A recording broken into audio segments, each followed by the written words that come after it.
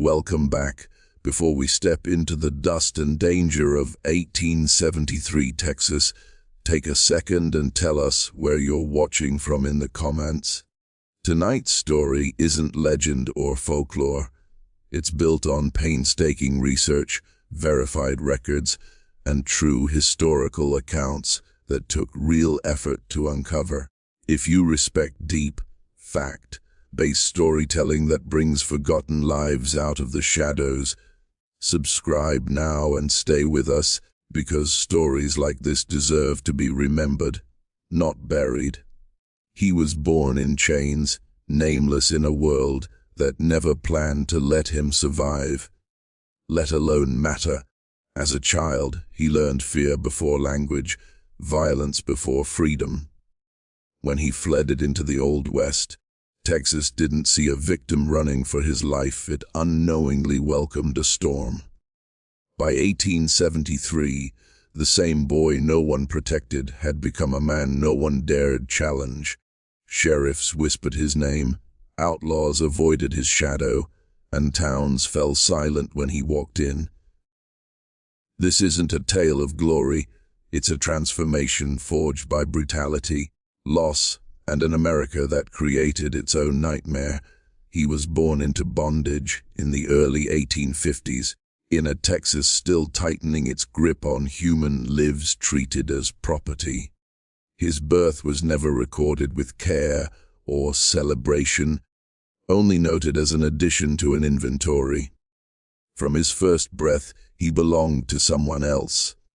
His name could be changed, erased, or replaced at will, because in the eyes of the law, he was not a child, but a possession meant to grow, labor, and obey.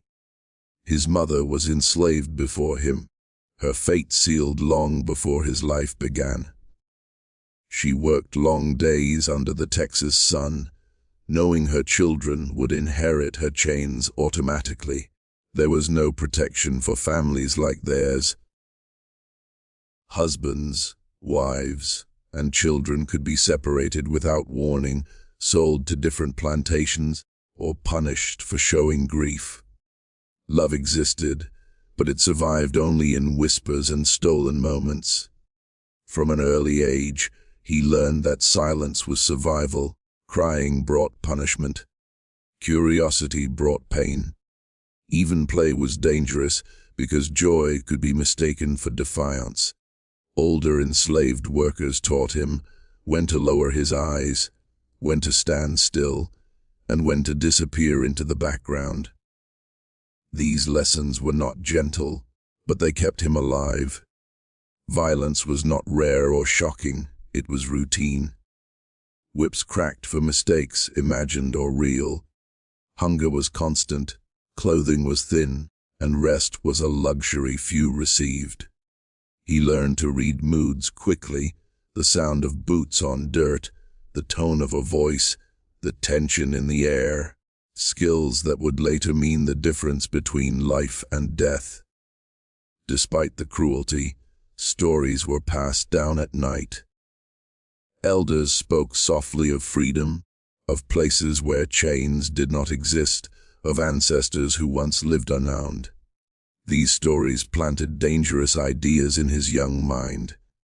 Hope in slavery was both a gift and a threat. To hope was to risk punishment, but to live without it was to surrender entirely. He grew fast, hardened by labor meant for adults. By the time he was 10, his hands were calloused, his back scarred, and his childhood nearly gone. Overseers began to see his future not as a boy, but as a strong body capable of harder work or higher profit if sold. Every passing year increased the danger that he would be taken away from the only family he knew. By the time the Civil War loomed on the horizon, fear ruled his days. Rumors of conflict spread through the enslaved quarters, talk of armies, freedom, and chaos.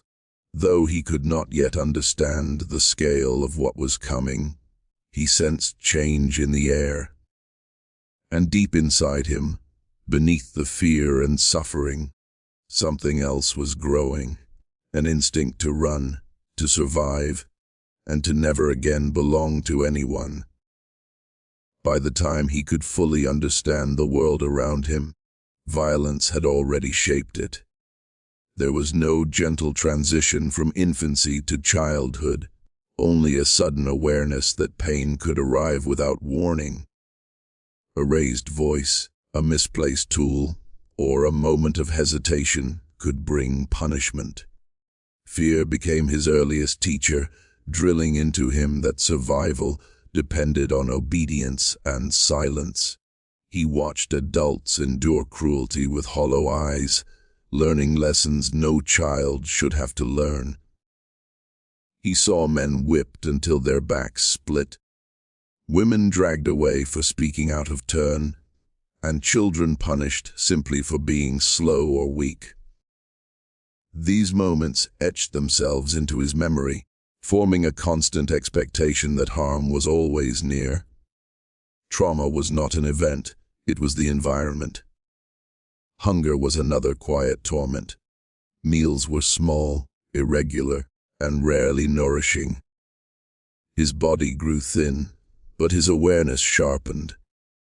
He learned where scraps might be hidden when kitchens were unguarded, and how to eat quickly without being seen. Survival demanded alertness, and that alertness slowly turned into instinct. Sleep offered no escape. Nights were filled with whispers of loss, muffled sobs, and the unspoken fear of separation. Children disappeared from one day to the next, sold or transferred without explanation. Every morning, he feared waking to find his mother gone. That fear taught him attachment was dangerous, and self-reliance was safer. He learned to read people the way others read books. A tightening jaw meant danger. A certain walk meant punishment was coming. These observations kept him one step ahead, helping him avoid attention. What looked like submission was actually strategy, a child learning how not to die. Yet even in that darkness, something inside him resisted breaking. Each beating hardened his resolve instead of crushing it. Pain taught him endurance. Loss taught him emotional distance. He began to understand that mercy would never come from those who owned him. It would have to be taken or earned through strength. By the time he reached early adolescence, his childhood was already over. Trauma had stripped away innocence, replacing it with calculation and restraint. He was still enslaved, still powerless, but no longer unprepared. The world had tried to erase him early, and in doing so, it unknowingly forged the survivor who would one day terrify Texas. The decision to run did not come suddenly. It grew quietly, fed by fear, loss, and the constant threat of being sold away forever. He understood the risks. Runaways were hunted, beaten, or killed to make examples of them.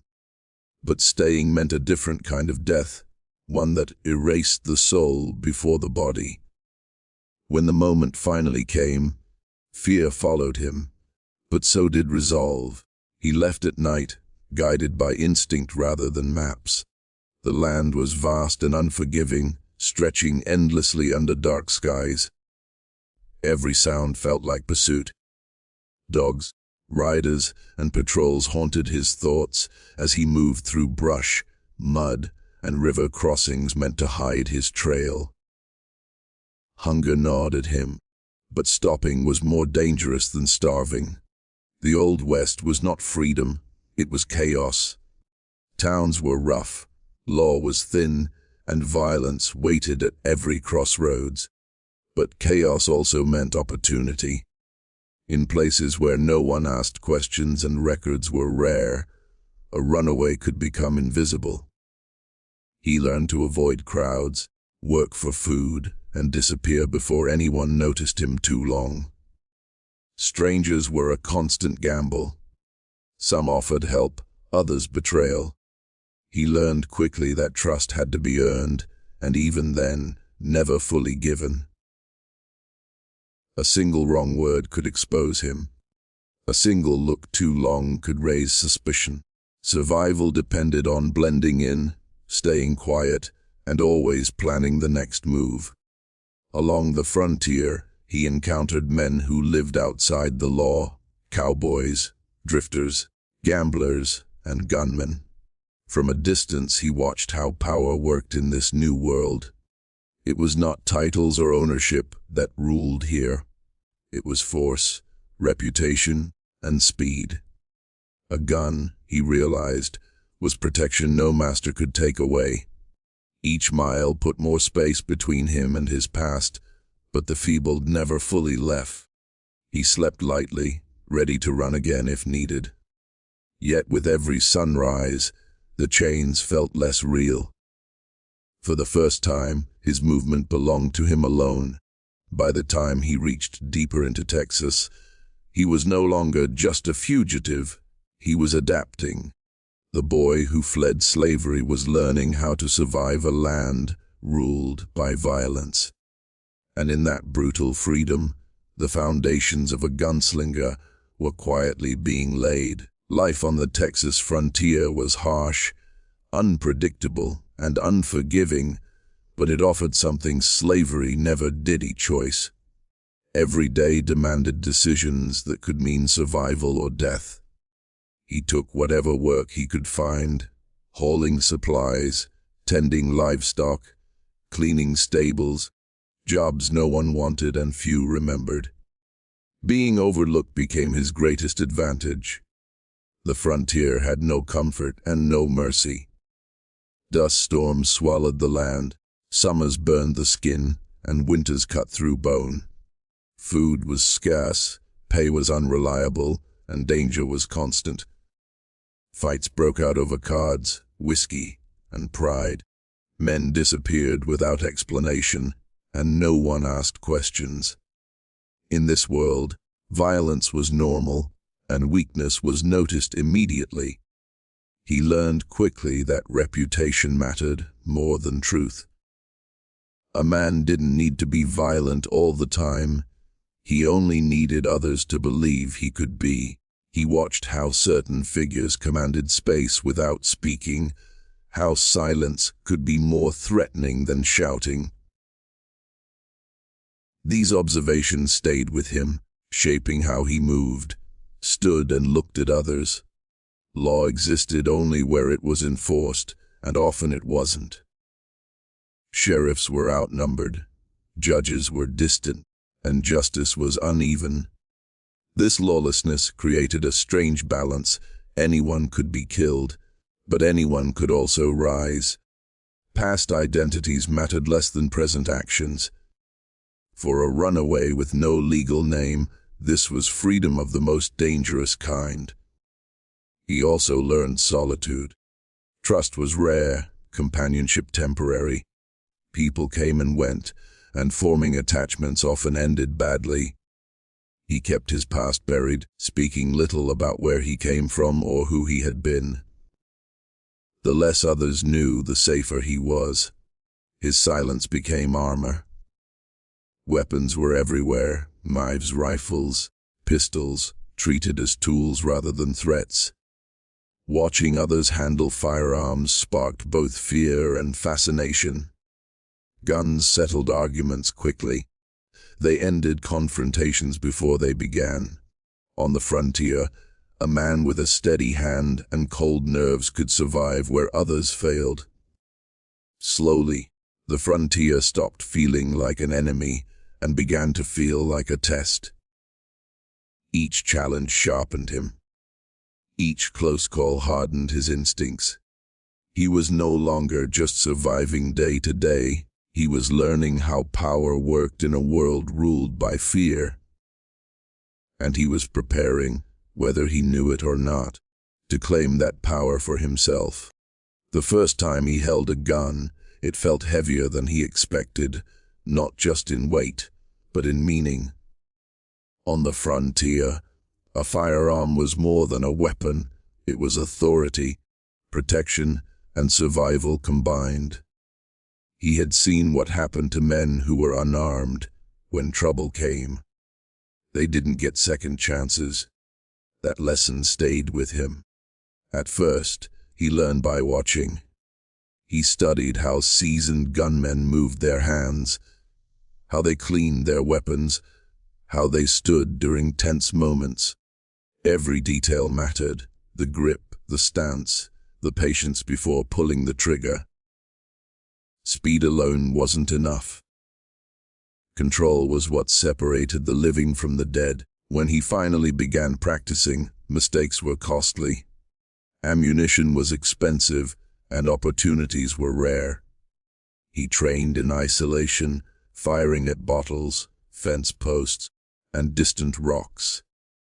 Each shot was deliberate. Each miss was remembered. He learned to breathe slowly, steady his hands, and keep his emotions locked away. Fear was his greatest challenge. A gun magnified hesitation. In real confrontations, doubt could kill faster than any bullet. He forced himself to stay calm, even when his heart raced.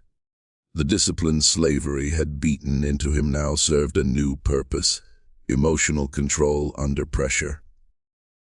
Over time, his accuracy improved, but more importantly, his confidence did. The gun stopped feeling foreign. It became familiar, almost natural. He learned when to draw and, more importantly, when not to. Reckless men died young. Patient ones built reputations that protected them without a shot being fired.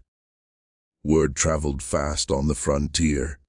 One clean draw, one calm response in a heated moment was enough to change how others treated him. Men began to step aside. Arguments ended sooner. He didn't boast, didn't threaten. He let silence and reputation speak for him. By the early 1870s, the boy who once ran unarmed through the night had become something else entirely. The gun was no longer just a tool. It was his shield against the past and his claim to the future. And in Texas, that claim would soon be tested in blood. When the Civil War ended, Texas did not find peace. It found confusion, anger, and lawlessness. Former Confederate soldiers returned home defeated and bitter. Enslaved people were legally free, but freedom came without protection, land, or security. The state became a pressure cooker of resentment, poverty, and unresolved violence, where grudges were settled with guns instead of courts. Reconstruction laws existed on paper, but in practice they were weak and unevenly enforced. Federal authority was stretched thin across vast distances, and local lawmen were often corrupt, overwhelmed, or openly hostile to newly freed black citizens. Vigilante justice filled the gaps, and racial violence became common and rarely punished. For a man with no legal identity and no powerful allies, Texas was dangerous, but it was also strangely open. Records were incomplete, pasts were easy to bury, and reputations were built quickly. Who you were mattered less than what people believed you capable of doing. Fear, once used against him, could now be turned into protection. Economic collapse followed the war. Cattle drives, railroads, and boomtowns expanded rapidly, drawing drifters, ex-soldiers, criminals, and fortune seekers into the same violent spaces. Disputes over land, money, and pride erupted daily. Gunfights weren't legends yet. They were routine. Racial tension sharpened every encounter.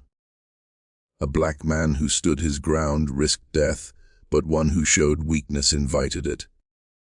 Survival required balance. Strength without recklessness, silence without submission. He learned to navigate this narrow line carefully, knowing one mistake could end everything. In this broken Texas, law was something you carried on your hip. Justice favored the prepared, not the innocent. The state was rebuilding itself with blood and iron, and only those who adapted survived. For him, this chaos was not just a threat, it was the final forge that transformed a survivor into a feared gunslinger. By 1873, large parts of Texas existed beyond true law. Towns sprang up overnight along cattle trails and rail lines, then vanished just as quickly. These places attracted gamblers, drifters, escaped criminals, and men with nothing left to lose. In such territories, rules were unwritten and enforced at the barrel of a gun. Sheriffs were few and often powerless. Some were brave but outnumbered, others were bought, threatened, or simply looked the other way. Courts were distant, and justice moved too slowly to matter. Disputes over cards, wages, insults, or stolen horses were settled immediately, and usually violently. Death became common, and memory short. In these lawless spaces, reputation was everything. A man known for hesitation became a target. A man known for decisiveness was avoided. He understood this quickly. He spoke little, reacted fast, and never made empty threats. Each encounter added another layer to the image forming around him. Gunfights were rarely dramatic showdowns. They were sudden, brutal, and unforgiving. There were no second chances, no heroic speeches, only instinct and speed. He survived because he had learned patience, awareness, and emotional control long before ever drawing a weapon. Word spread from town to town. Names were whispered, details exaggerated. Some stories painted him as a monster, others as a ghost who appeared and vanished without warning. He didn't correct the rumors. Fear did the work for him, keeping danger at a distance. These territories shaped him completely. Lawlessness rewarded those who understood violence but were not ruled by it. He became untouchable not because he sought blood, but because he knew when it was unavoidable. In a land where order had collapsed, he found his place. The boy once hunted as property had become a man others avoided to survive, and in 1873 Texas, that made him one of the most dangerous figures alive. In the frontier towns of Texas, fear became a currency more valuable than gold. Every glance, every rumor, every whispered story contributed to a reputation that protected him more than any ally ever could. Men learned quickly that confronting him was a gamble they could not afford. His silence spoke as loudly as his actions, and his presence alone was enough to shift the balance of power in a room. He understood that fear was not just about killing, it was about perception. A single, well-timed display of skill could convince observers that he was far deadlier than he might ever need to be. A stare, a calm hand hovering near his holster, or a simple refusal to back down in a tense moment could make the bravest of men step aside. Stories of his deeds traveled fast, exaggerated with each retelling. Some claimed he could draw faster than any other gunslinger, others swore he had walked through shootouts untouched. These tales were unconfirmed, but they worked in his favor. Every whisper, every warning, built a psychological wall around him that few dared to cross. Fear allowed him to navigate dangerous spaces with minimal violence. Towns that might have been hostile became cautious, even respectful. Saloon owners, gamblers, and drifters alike learned to steer clear or speak carefully. In a land without reliable law, reputation was the closest thing to protection. He never flaunted it unnecessarily. Bragging was for fools' power, he knew was most effective when subtle. Let others underestimate him at their peril. Let stories spread and rumors grow. It was all part of the strategy. By 1873, the boy who ran from chains had evolved into a figure who commanded rooms without raising his voice. Fear kept him alive, gave him leverage, and turned survival into dominance. Ultimately, his reputation became a weapon in itself, a reminder that in Texas's lawless frontier, the most feared men were often those who spoke least and acted decisively. Violence was never accidental in his world. It was a tool, a message, and sometimes the only solution. By the time he had fully adapted to life in Texas, confrontations had become inevitable. Whether defending a claim, protecting himself, or responding to a challenge, he faced danger with a calm precision few could match. Each encounter tested the skills he had honed since childhood. Gunfights rarely resembled the dramatic duels of legend. They were sudden, chaotic, and deadly serious. A man might be killed for a slight insult, a disputed debt, or even a misstep in a crowded saloon. He learned to read these situations carefully, striking decisively when necessary and walking away when the risk outweighed the reward. Over time, his name became linked with swift retribution. Those who crossed him often never lived to tell the tale. Even those who survived left with a lasting impression, ensuring the story spread. The fear he inspired worked as both shield and deterrent, keeping many threats at bay before they fully materialized. Each violent encounter sharpened his reputation. People learned that he was not a man to provoke. His calm, measured actions in the heat of chaos made him unpredictable and dangerous. Even the most seasoned outlaws hesitated when his name came up. Survival depended on balance. While some men relied on brute force alone, he combined skill, patience, and timing.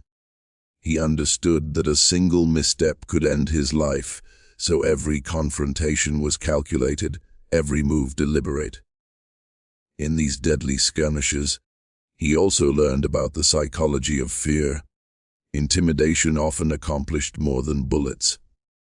A glance, a stance, or the mere hint that a gun could appear instantly was enough to end conflicts without a shot being fired.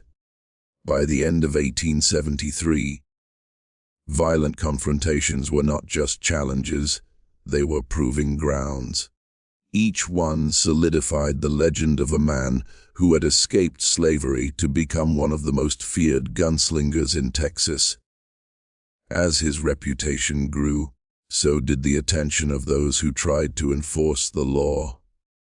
Sheriffs and marshals, whether local or traveling through, began to take notice of the man who moved silently, struck decisively, and left his enemies with lasting fear. To them, he was not just another outlaw. He was a symbol of the lawlessness that plagued Texas after the Civil War. Despite being hunted, he rarely allowed himself to be cornered. His knowledge of the terrain, combined with the instincts honed during years of fleeing as a child, made him almost impossible to track. He knew when to move, when to hide, and how to blend into towns where lawmen were searching. Every escape reinforced his mystique. Bounty posters may have carried his name, but sightings were often exaggerated, adding layers of myth to the reality. Authorities sometimes pursued shadows rather than the man himself, which only amplified his reputation. Townsfolk whispered stories of encounters that may have never happened, but the fear they generated was very real. He understood the stakes. Being caught could mean imprisonment, lynching, or death. Yet, The law's pursuit also served as a strange kind of validation. It confirmed that he had become a force too powerful to ignore. Each narrow escape reinforced both his confidence and the fear others had of him. Even lawmen learned to respect caution. He rarely killed unnecessarily, but those who tried to apprehend him without strategy often ended up wounded or humiliated. His cleverness turned the tables, making him appear untouchable, even against men who were supposed to uphold justice. The constant pressure from authorities forced him to keep moving, refining his skills and staying unpredictable. He became a master of evasion, knowing the roads, trails, and hideouts better than anyone else in the region. By the time 1873 drew to a close, he was no longer simply a fugitive, he was a legend. The authorities wanted him, but the frontier itself feared him, and the line between myth and reality blurred with every story told of his daring escapes.